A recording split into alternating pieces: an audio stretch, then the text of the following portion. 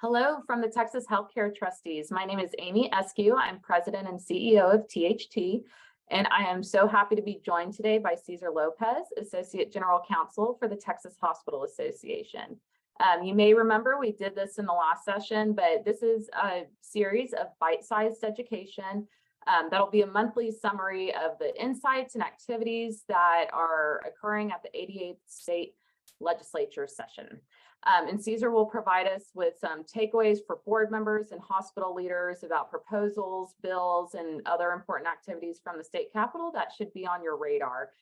So we'll go ahead and have a quick conversation with Cesar, and we'll have lots of insights and links and resources for you all at the end of this. But Cesar, just to start off very broadly, how would you summarize session so far? So broadly speaking, it's been a little chaotic. I'll remind everybody, of course, I know you guys are paying attention, but we did have an election in November. A bunch of statewide offices were decided during that election. So governor's office, lieutenant governor, AG, so on and so forth.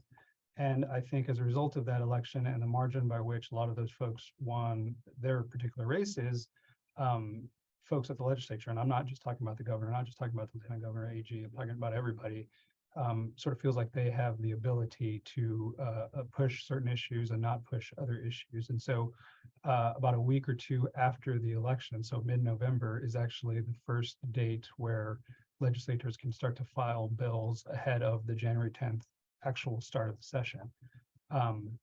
This is my fourth session at THA. I have not seen as many bills filed in that first week, that first day, than I did back in November. So people had a lot of things that they wanted to put out in the open and put them out there early and try to grab those headlines and sort of move the needle on some of these issues, maybe not entirely related to the legislative or policy issue, maybe more with the politics and the sort of the social impact of that. But yeah, it's been very interesting. We've seen a lot of bills that even just 2, 3, 4 sessions ago, we probably wouldn't have seen even in Texas.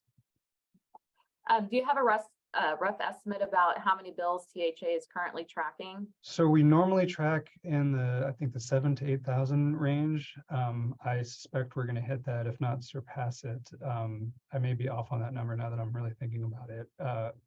Well, sorry, there's usually 7,000 to 8,000 bills filed. We usually track probably somewhere in the 1,000 range. And we actually, that sounds like a lot, but we actually really only work maybe about 100, 150 bills. And by that, I mean, we actually go testify on a bill, talk to the staff, talk to the legislator.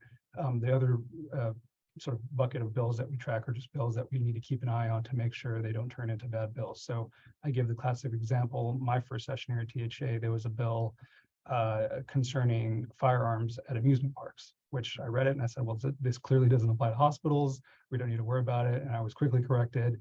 And it was pointed out to me that, no, wait, but that bill could be easily amended in mere seconds to include hospitals and others. And so we need to keep tabs on it. We need to make sure that if it starts to move, that it doesn't become amended into something that's going to be a problem for us. So we do keep track of a number of bills, hundreds of bills really, just to make sure that, you know, we don't miss anything.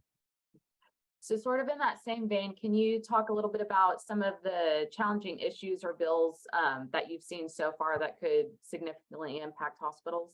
Yeah, so actually bill filing deadline is March 10th. So we're quickly nearing that date. And after then, probably about 2 weeks from then, we'll be able to really have digested all the bills and to know sort of the closed universe of stuff we're dealing with. So starting next month, hopefully we'll be able to actually get into specific bills and highlighting those actual bills and giving you guys those numbers and links to those actual documents.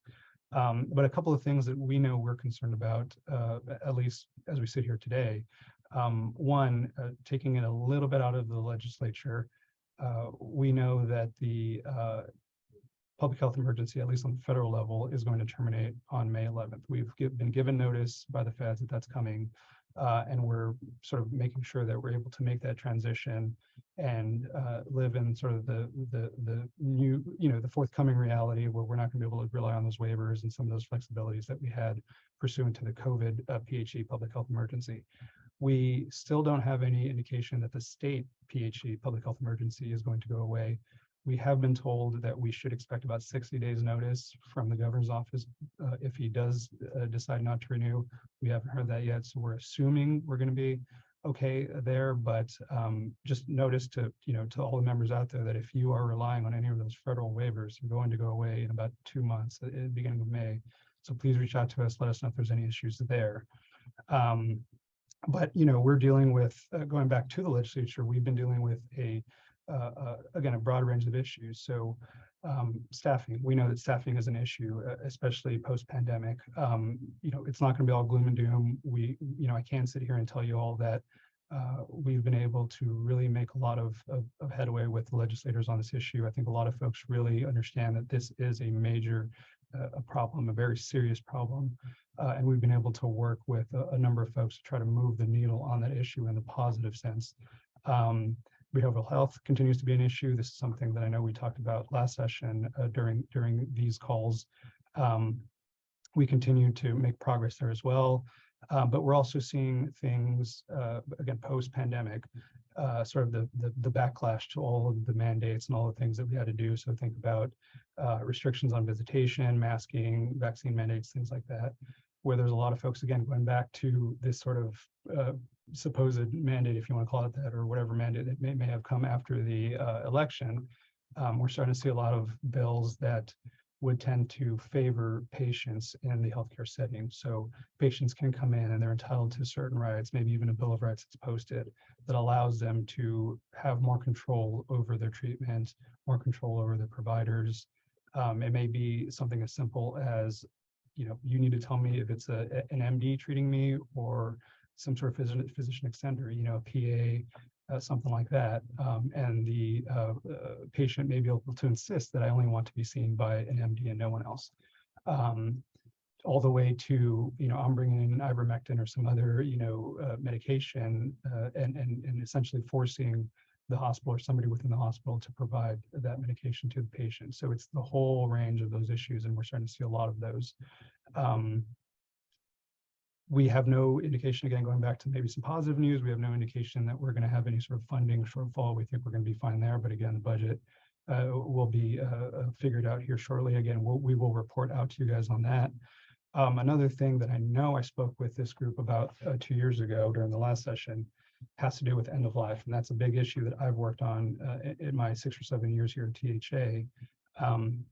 We tried a different tact this legislative season. And we actually started having discussions with the stakeholder groups that includes THA, TMA, Catholic Conference of Bishops, Texas Right to Life, Disability Rights, and a number of other groups. We actually started having these giant stakeholder meetings at the Capitol in the summer, so July, August timeframe. And we've met basically at least once or twice a month since July, August, all the way through January. To work through all of these issues that we normally have every legislative session, in hopes that we avoid these sort of knockdown, drag out, just really, time consuming and bloody hearings that we've had the prior 2 or 3 sessions, where we just go and spend all day and we're just kind of going back and forth on these end of life issues. We've actually made a lot of progress. That came as a surprise to me personally. We have now been provided with a bill, at least a draft of a bill. Again, I'll get you guys a bill number next month, but at least the draft of a bill that's about 30 pages long, and it really contains a number of changes to the Texas Advanced Directive Act, which is where all these end-of-life issues kind of live and breathe. So I know a lot of member hospitals have had concerns about these cases, certainly in the last 4 or 5 years. They've been very high profile. They've been in the media. They've kind of worked their way through the Texas court system. But hopefully with these changes, we'll be able to provide some relief to folks in that regard. But again, this was a massive undertaking, a huge surprise, I think, to all involved, that we're as close as we are to having an agreed to bill and some resolution to some of these issues. So hopefully I'll be able to report out some good news on that. But I mean, again, it's just a session like no other that I've been involved in at THA, and just sort of the good, the bad, and the ugly. So it's definitely moving. We'll stick on the good a little bit more. Are there any bills or just reception from legislative members where it seems like THA might see, or our hospitals might see, a little progress on? And also, I know THA released in partnership with Kaufman Hall, the report on the financial situations of hospitals, and it seemed especially concerning for rural hospitals. So what's kind of the appetite across the street on some progress we can do with healthcare funding or some of these other areas where are we seeing some wins? Yeah, so that's kind of a double-edged sword there. There is a contingent of folks who truly believe that hospitals came through the COVID pandemic kind of flush with cash. Really don't know any other way to say it. We know, obviously, we did get some funding as a result of some of those COVID relief funds, but the Kaufman Hall report, I think, clearly shows that it wasn't enough to basically tie, it was just enough to tide hospitals over through that 2 or 3 year period. You know, if there was any good news during the pandemic, it's that it sort of stopped the flow, if you will, or the rural hospital closures sort of dried up, at least for, again, a couple of years. They seem to have started to pick up, or at least we know that a lot of the rural hospitals are kind of in that danger zone. That Kaufman Hall report, again, indicates that. One thing that has come out of that is at the federal level, there is a new rural emergency hospital designation, which we could probably spend an hour talking about here, but in a nutshell, it allows some of these hospitals to basically trade out from becoming a sort of purely hospital in the pure sense where you have inpatient, et cetera, to just this rural emergency hospital with limited services, and you would obtain additional funding as a result of that. Now, the good news that's come out of that is there has to be some sort of state approval. You have to have a certain licensure and approval from the state to be able to qualify for that at the federal level. And the state, again, understanding the situation that a lot of these hospitals are in, really kicked it in overdrive, was able to put up that licensure scheme almost overnight, and has really worked with THA and those hospitals seeking to transition to that REH designation. And move that licensure process as quickly as they possibly can, sometimes in a matter of days. So we have had a few hospitals, at least a few hospitals, that have reached out and inquired about that, have reached out to the state, have tried to avail themselves to that process, both at the state and the federal level. And I think in the sense that it would help those hospitals survive, it has been a great success. And I think a great example of something where the state and THA are working hand in hand to help those hospitals. And it's not getting a lot of press, and it's not intended to get a lot of press, but it's, it's what we do. We're here to help, and we're doing everything we can to make sure that those folks get what they need. Well, as you mentioned earlier, as of recording this, tomorrow is the bill filing deadline. So what are you expecting to see following that important milestone? I think we're going to see another flood of bills on the deadline. I think that is in keeping with sort of historical trends. The folks that file on the first day of bill filing in November, those are the guys that are trying to go out and make the headlines and make that big splash and kind of say, hey, I'm out here working on this issue or that issue. Again, more from maybe a publicity, so to speak, aspect as opposed to policy. I think bill filing deadline bills, again, that flood of bills are all the bills that folks don't want to have the headlines on because it's going to sort of be part of this glut of bills that just kind of goes through. And so it tends to be bills that folks want to keep under the radar. So I do think we're going to have some surprises as a result of that. Unfortunately, again, that happens every session. It'll probably take us about 2 or 3 weeks to really work through those bills. We may, again, blow past that bill count that we've historically kind of hovered around, but who knows? I know we're short on time for this video, but we're still dealing with the fallout from the Dobbs opinion last year, which is again, I guess hopefully everybody knows, did away with the Roe opinion and ushered in a new sort of regulatory scheme for abortion-related care-related determination of a pregnancy. Are we going to see any bills that kind of continue to push that issue?